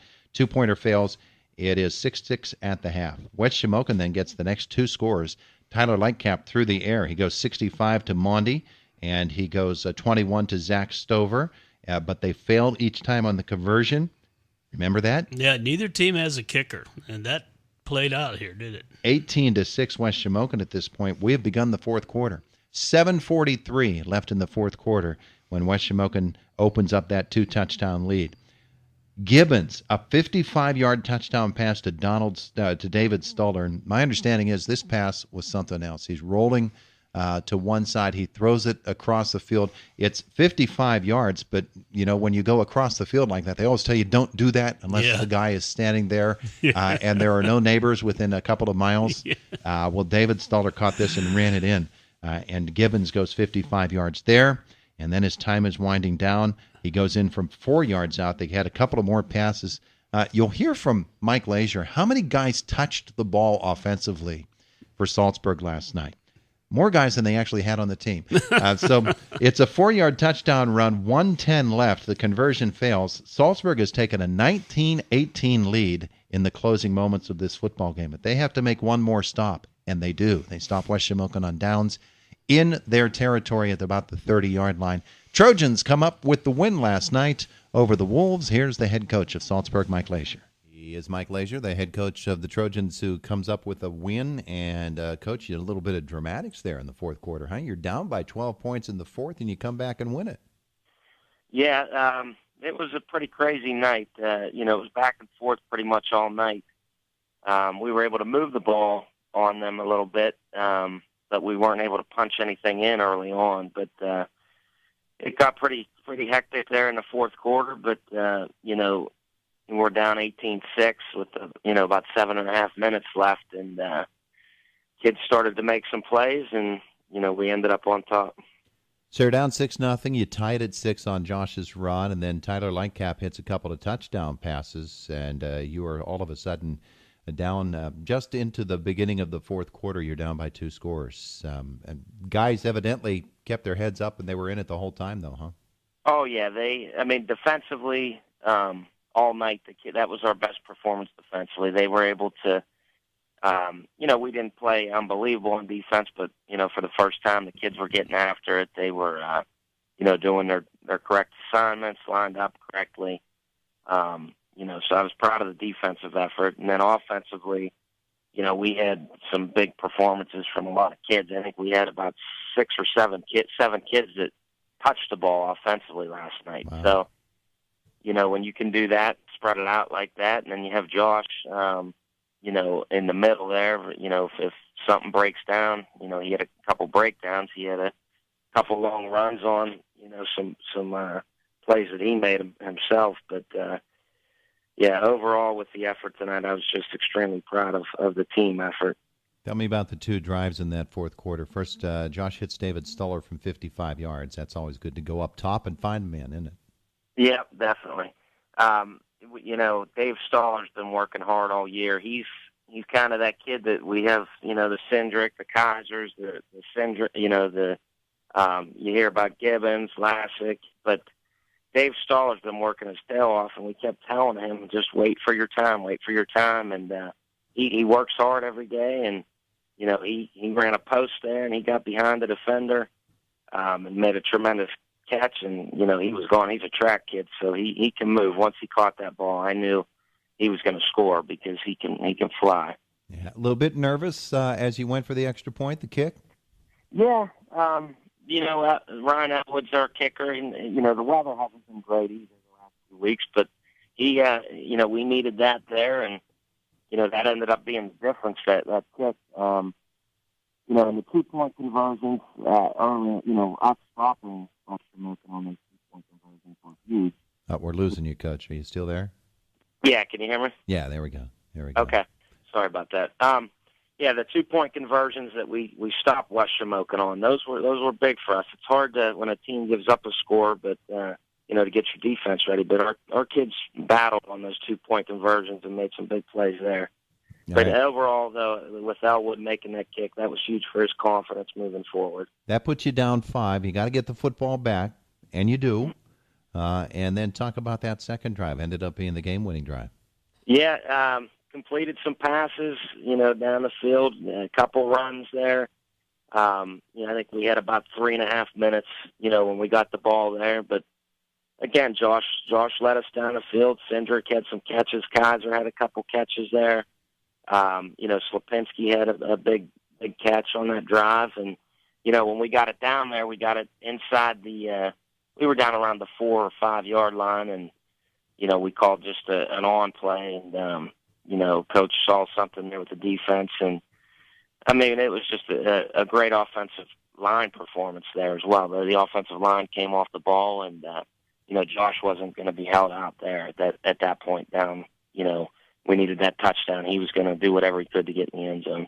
So now you're up by a point, 19-18. You have to stop him one more time. Yeah, and our pass defense has not been the greatest this year. Our D-backs have struggled a little bit, but last night they really stepped up. Our coaching staff really worked on the D-backs this week, and they stayed back, no deep balls, and we were able to get some pressure with Gino Bartolini and Garrett Carr coming off the edge, and forced their quarterback to not have good vision downfield. And kids made plays, but they did move the ball down. They got down around the 30, so it was we were sweating it out a little bit. But overall, just a great team performance last night. And I can't say enough about our kids. And because West Shamokin is a tremendous team. They're well coached. They're disciplined. And, for us to come out and do that last night, it's just a great performance. Hey, Coach, I'm probably the only guy that calls it this. I always call it the Crimson Highway. Route 286 goes from one end of Indiana County to the other. You're on one side of it. Purchase line is at the other end of it, and you make that trip next week. Yep, that's going to be a tough challenge. We were up there last year, and, they took it to us. They dominated us, physically last year. So it is going to be a battle, and it's a big game for us. So I imagine our kids are going to be ready to go Monday. But purchase line's tough. They've been in a lot of games, and they've won some games. So it's going to be a battle up there, and we'll get our kids ready to go, and we'll be up there. So very good, very good. All right, Coach. We'll talk with you next week. Congratulations on the win. Thank you. He is John McCullough, the head coach of the West Shamokin Wolves. Coach, that football game last night, something else. You're up there by 2 scores in the fourth quarter. I know you're not comfortable at that point, but you have to like your chances. Well, you're right. I definitely was not comfortable at all, especially, with the quarterback that Salzburg has. I knew that if we didn't take care of the football and, be smart, that, they'd have an opportunity, and that's what happened. I remember looking at the scoreboard. Whenever we scored to make it 18-6, there were 7 minutes and 43 seconds left. It took them 25 seconds to get back on the scoreboard. And then we had a good drive going. We got down to about the 20-yard line, and then we fumbled. So, these last 2 weeks have been tough. Yeah. Just we can't find a way to close out games. Yeah. You go up 6-0. They tie it at 6, and then Tyler he hits one there in the third quarter to give you the lead again at 12-6. Up to that point, Coach, it was back and forth, and we might have been expecting a higher scorer game than we had at that point. But the defenses were pretty well. I don't know that they were clamped down, but they were doing the job. Yeah, I mean, both teams were having problems, moving the ball. I thought we did a really good job of, handling Gibbons there. Like I said, up until the last 7 minutes of the ball game. Unfortunately, we turned the ball over, I think, 4 times last night. I think 3 of those times we were deep in their territory. It turned out, right now we are our own worst enemy. We're just being careless at times. Well, one of the things that you and I have talked about on numerous occasions, and especially this season, is the point after. Whether it's a kick, or a run, you're having all kinds of difficulty getting that extra point. It cost you last night. Right. Yeah, it's very frustrating whenever you score the same amount of touchdowns as the opponent, and you lose. The point afters are crucial. It doesn't matter, 6-0 right away, and you have to have a sense of urgency to, that we need to convert these because, as we've seen here the last 2 weeks, they'll sneak up and bite you there at the end. You get to the end of the game, and if they convert more than you did, then you lose. One of the things about that is, and you can address this, you're 3 yards away when you're going for that 2-point conversion, or if you're going for the kick. You're 3 yards away. Mm-hmm. A lot of coaches or a lot of teams will sort of change their character of what they do and not do what they did to get there. And and that really, if you're asking a kid to do something that he hasn't done, because you need those 3 yards, then you're really harming yourself. Talk about your philosophy when you get down there for the 2-point conversion. Well, we have 2-point plays, and we have a 2-point period each week in practice. We'll run plays that we've been going, that we've been successful with, but we also have plays that we put in for 2-point. So it's not like our kids are unfamiliar with what we're doing. Yeah. It's just, we need to either make a better play call or be better in execution. That's pretty much what it comes down to. Yeah, we've seen a lot of occasions when teams are going for the 2-point conversion where somebody jumps and now it's an 8-yard play. Yeah. Okay, let's talk about Gibbons as a quarterback and the challenge that it is to defend that kid. Yeah, last night, I tell you what, Salzburg did a good job of coming out in different formations, and because not that we didn't prepare for their empty sets, but they were real trips heavy here the last couple weeks. So we had a game plan to really put a lot of pressure on him with Barker and Mondi, but whenever they spread you out like that, it kind of takes you out of things. Mm-hmm. We had Sweeney spying him for most of the night. And, like I said, we did a really good job up until, the final 7 minutes. The score that they got there, like the 7-minute mark, was him scrambling around, chucked the ball about 40 yards back across the field. Jaden slipped, and the kid made a play. Those are things you can't practice. Yeah. I'm the scout team quarterback, and I can't run like he can, and I can't throw the ball like he can. Well, I'm trying to imagine that. Okay, I'm done. Yeah. Okay, so you lost that one 19-18. You come off the double overtime loss the week before. Now you've got a Homer Center Wildcat team coming in. They've got speed in the backfield, and they've got a young quarterback that he can deliver the football to. That's a challenge, isn't it? Right. It is. It definitely is. So hey, yeah, we've had a couple tough weeks here, but we got to regroup and be ready because Homer is going to be ready. So hopefully we're at full strength. I'm optimistic that we will be, and we'll be ready to go. You get them one last time. You get your guys out there in their home field. That's a special night. Yes, it is. Yes, it is, and hopefully we can find a way to make it even more special with a win. Hey, Coach, thanks so much for joining us. Have a great Saturday. Thanks, Todd. You too. There's John McCullough, the head coach of the West Shamokin Wolves. And this is the Luther Ford Coaches Corner program, AM 1450 WDID 100.3 FM. Also online, you can listen to the program on your computer, directly linked at WDIDradio.com. That'll get you right to the sports channel. Also, the Trib Live High School Sports Network has that same direct link. Put you with the sports channel, and we do archive the programs now so we can have them available for you anytime through the course of the week. 9:35 right now. We've got one more Heritage Conference game to cover, and it is the game between the Homer Center Wildcats and the Blairsville Bobcats. The proverbial backyard rivalry. Did you play in any of those games? No, did not.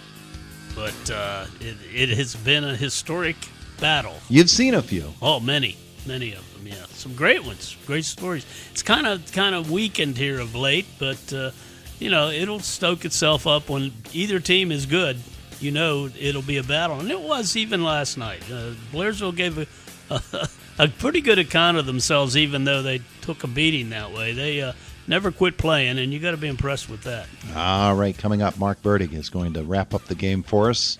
We'll have interviews with both of the head coaches as well. This is the Luther Ford Coaches Corner program, AM 1450 WDID 100.3 FM.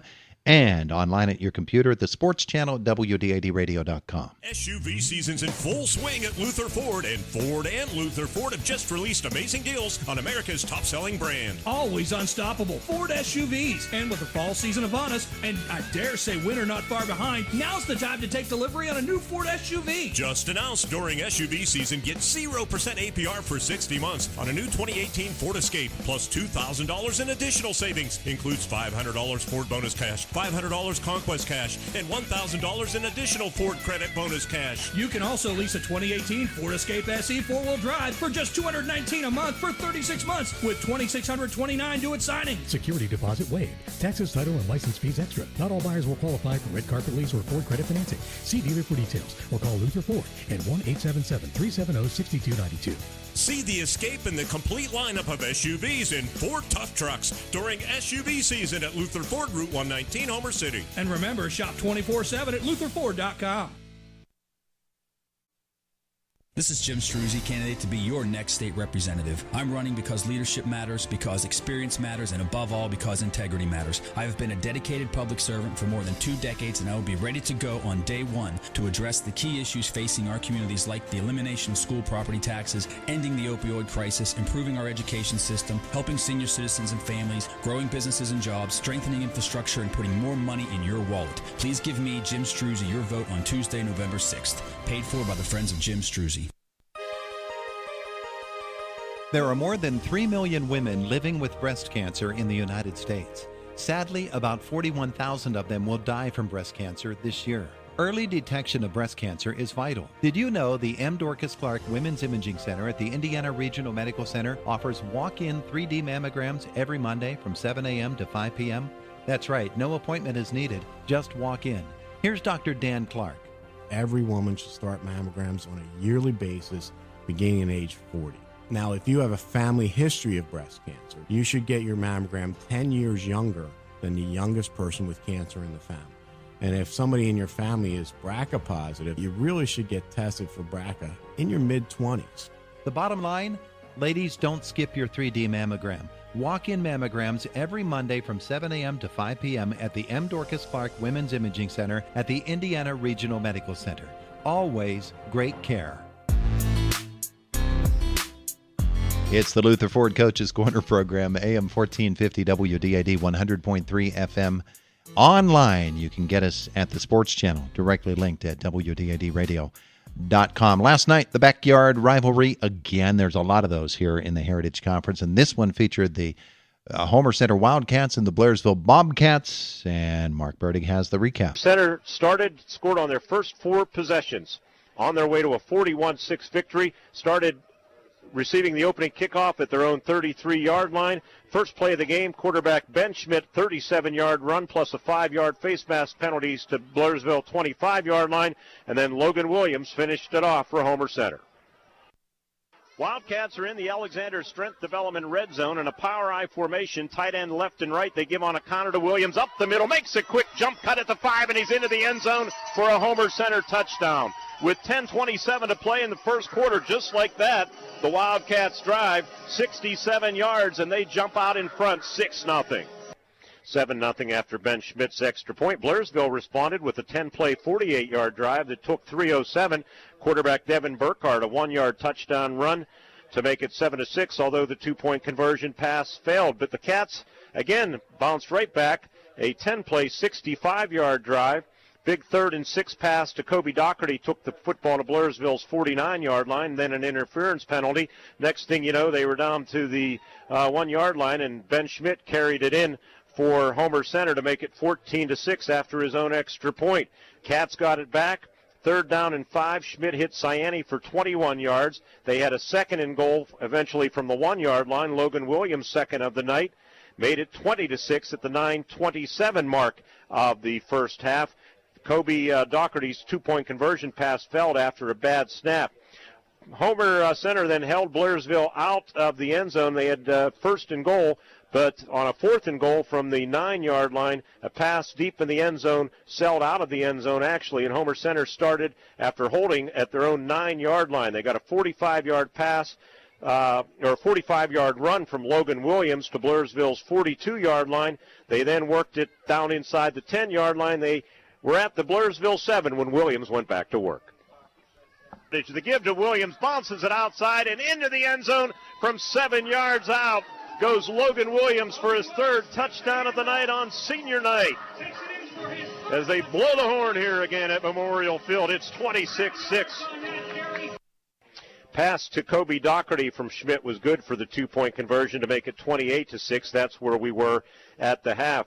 Blairsville started in the second half at their own 49-yard line, and they had a pass play to Coaches and then a targeting penalty that was a little bit strange because the official right beside what looked to be a solid shoulder-to-shoulder hit, the official right by the play didn't throw the flag. The official from Evansburg, the back judge, he seemed to be about in Evansburg where that flag came from, called a penalty. That drew an unsportsmanlike penalty on Homer Center. Next thing you know, Blairsville had a 1st and goal from the Homer Center 6, but it stalled at the 1-yard line after Logan Williams stopped quarterback Devin Burkhardt on that 4th down play. So the Cats started at their own 1-yard line. On the first play out of his own end zone, Ben Schmidt, a 53-yard pass play to Jake Ciani to the 47-yard line. The next thing you know, they were inside the red zone and inside the 10-yard line, and Ben Schmidt finished it off on a 1-yard run. His 2nd touchdown of the night, 8-play, 99-yard drive, took 3:43. It was 34-6 with 5:07 left in the 3rd quarter. We went to the 4th. Homer Center started drive at the Blairsville 40 after Blairsville went for it on a 4th and 5 and did not go for it in their own territory. Homer Center made them pay. First play of the 4th quarter, Ben Schmidt capped off a big night. Schmidt's going to keep it around the left end to the 10-yard line, to the 5-yard line, and into the end zone goes Homer Center quarterback Ben Schmidt. Williams has 3 touchdowns, and guess what? Quarterback Ben Schmidt has 3. This one from 18 yards out. And it's 40-6, Homer Center over Blairsville. And we're going to be in the mercy rule the rest of the way. Ben Schmidt, what a night for him. Yeah, certainly had a big night, and he added the extra point, and that was the final score as we went into the mercy rule and finished things off with a Homer Center victory, 41-6. All right, there's Mark with the recap of last night's game and an interview with the head coach of the Wildcats. Greg Page is brought to you by Albas of Homer City and by Forge Human Performance Center. In sports, athletes are looking for that competitive advantage. So where do you find it? At Forged Human Performance Center. Forged Human Performance Center is the area's premier source for sports performance training. Train with an experienced and certified strength and conditioning coach to help improve athletic skills like speed, agility, quickness, and strength while reducing the likelihood of injury. Sports performance training at Forged Human Performance Center. Conveniently located on Route 119 in Homer City, or go online at forgedhpc.com. Right now, our post-game interview with head coach Greg Page, brought to you by Alexander Roloff Services. Coach, 41-6 victory over Blairsville, second win in a row, big for the playoff rankings. We talked about that on the pregame show. Pretty easy, although they made things interesting early. They did. They fought. They had a couple nice drives, and we kept them out.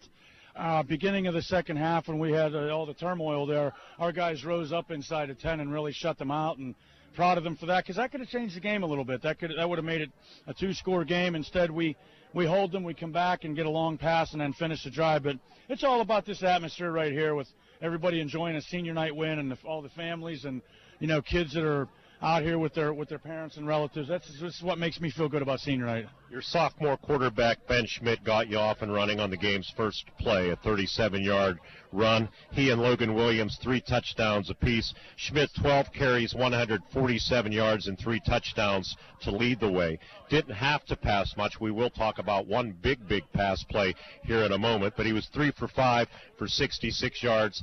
That's 2 strong games for Ben in back-to-back.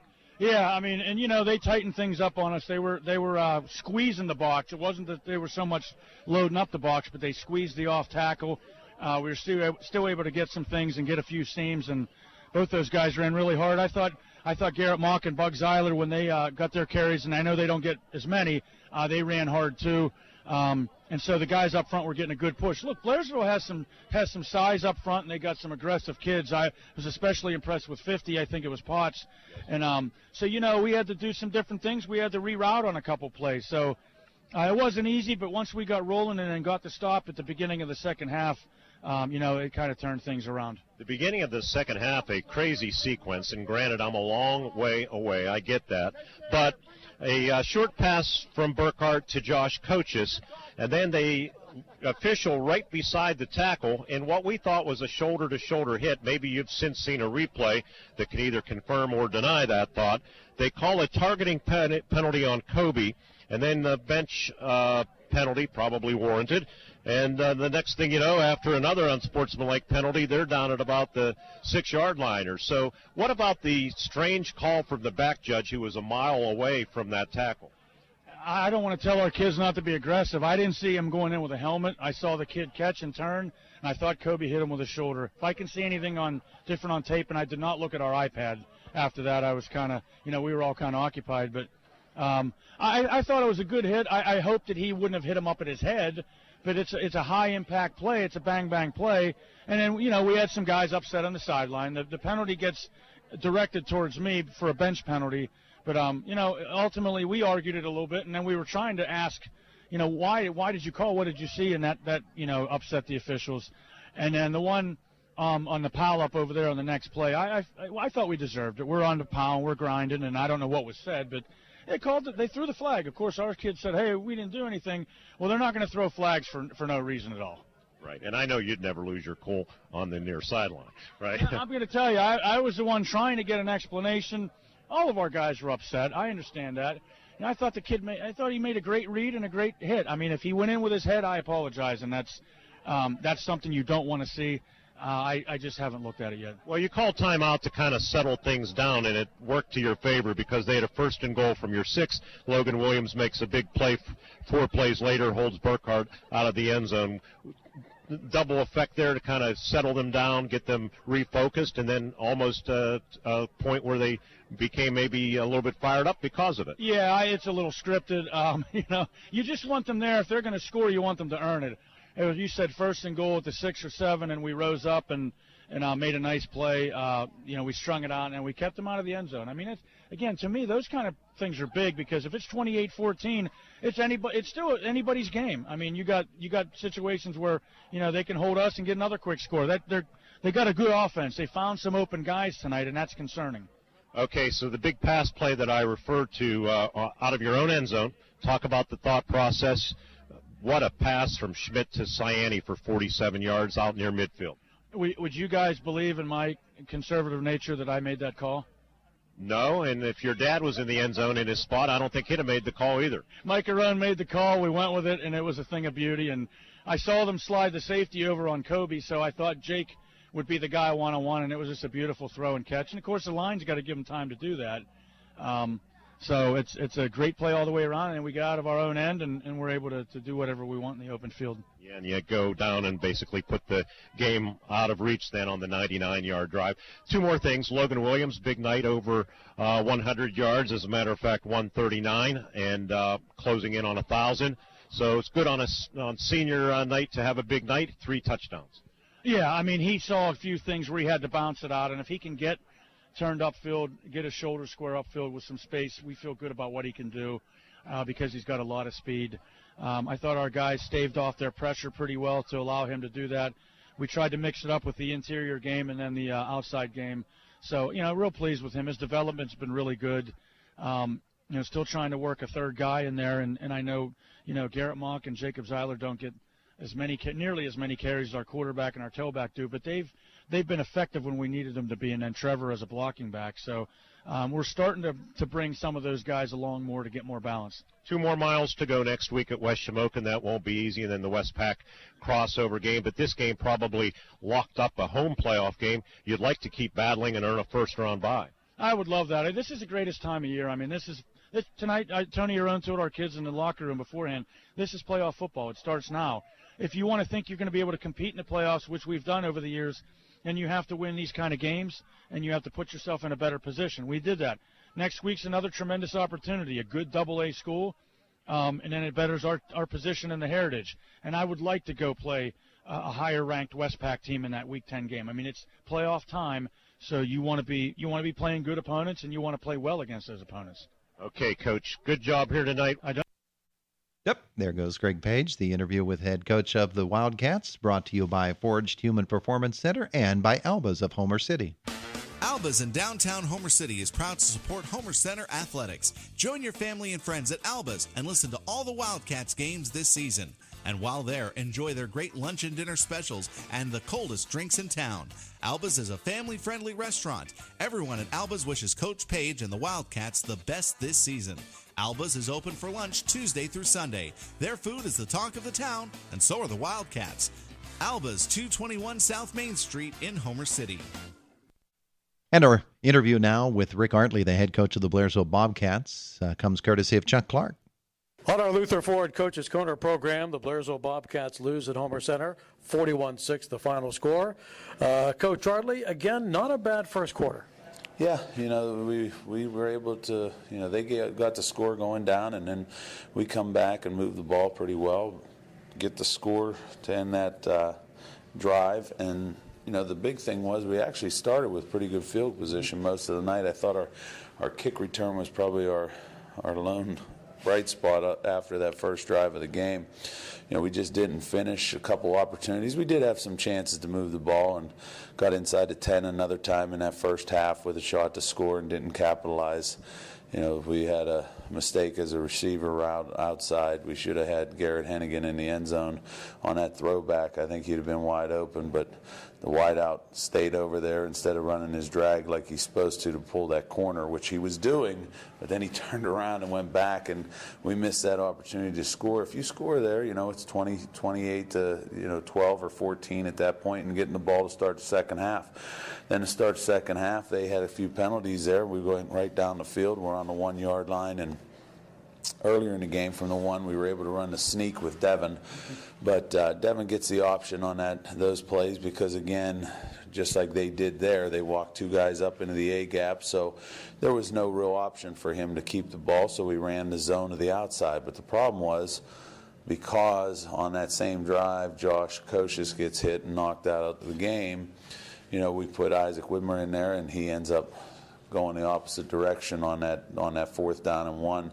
It should have been an opportunity for a pretty easy score, but he went the wrong way, and then Sincere stuck out there in no man's land with nobody blocking for him on the edge. So, he wasn't able to punch it in. And, even on 3rd down, I thought we should have been able to get in the end zone. We didn't finish that play on that naked, the play action that we had there. We should have probably gotten the end zone on 3rd down as well. But again, when you don't score there, then they come down, and first play right after that, they throw a pass down the sideline and get out of that hole. They're inside the 1. The next thing you know, they're in our territory off of the first play. So, right now we're just not getting the job done on either side of the ball. And again, it's the same. It's not like it's an offense-defense thing. It's the same guys on both sides of the ball. We're just getting outmanned right now, and that's the simple fact of it. When the other team dominates the offense and defensive lines, I sound like a broken record week in and week out saying the same thing, but it's 100% accurate. When they dominate the offensive and defensive lines, we're going to be on the wrong side of those scores, just like we've been most of this year, except for one. You knew you had to stop the running of Logan Williams, but Ben Schmidt also had a pretty nice game, too. Yeah, honestly, that's who I was more worried about, with his ability. He threw the ball well, but when you spread him out and let him get started, and, that was my real thought, that I thought he was going to hurt us more so, and for the most part he did. Those 2 long touchdown drives for Homer Center. One was 91 yards. The other one that you described was 99. They did them both pretty quickly. Yeah, they had some big plays on both of those. We don't get in the end zone. We turn the ball over inside our own 10. You would hope that they'd at least have to work for it, but a couple plays and they're in our zone after one play on both of those drives, I believe. So, when that happens, that's gonna lead them to the opportunities to get the points on the board like they did tonight. So, coming up Friday, the final home game for your Bobcats seniors, and it's the number 1 team in the conference, Ligonier Valley.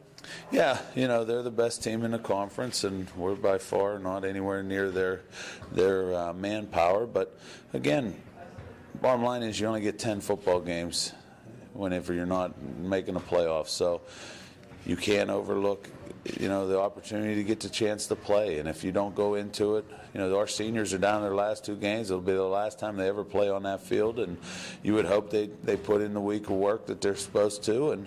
And it's a situation where it's a super tall order for us to be able to beat this team. But you got to go looking for some success here or there. I'm not going to sit here and try to blow smoke up our team and say that they've got a great shot to knock off this team.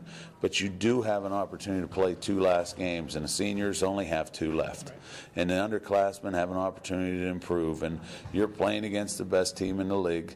And it's going to be a difficult task, but it's something that you got to go out there and have fun doing. I mean, what's the difference? The bottom line is you got 2 games left. It doesn't matter if it's against the worst team in the league, the best team in the league. You got 2 games to play. I would hope they come ready to go. And that's the one thing about this team. Young and old, the seniors as well as the freshmen, they haven't quit on us. I mean, we get outmanned, there's no doubt about it. We're just not a real strong physical team right now, and we're getting outmanned.